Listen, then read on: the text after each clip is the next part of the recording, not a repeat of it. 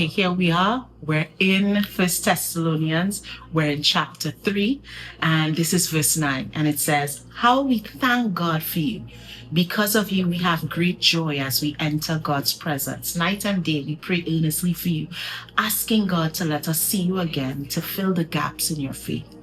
So Paul is letting the church know that he is praying for them continuously, that he has great joy. This joy he's experiencing is because he knows they have surrendered to God, they are living to honor God, and there's a joy that he's celebrating in their salvation and their growing faith in God.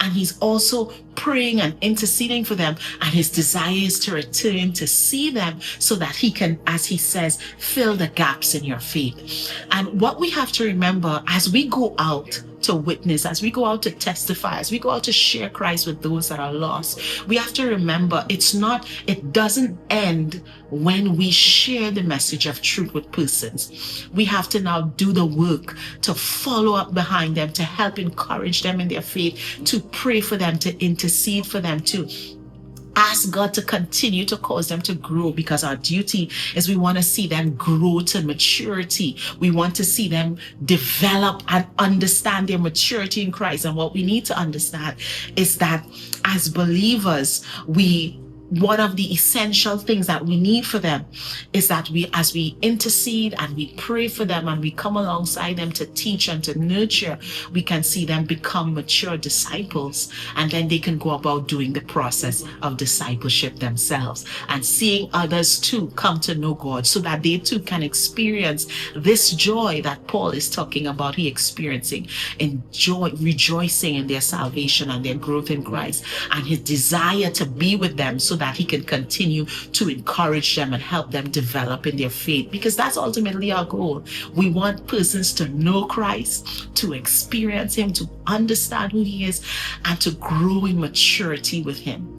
So this rejoicing is happening is because they've come to faith, but they are developing in faith and they're growing in faith. And he is rejoicing as he goes to God in prayer concerning them, continued prayer.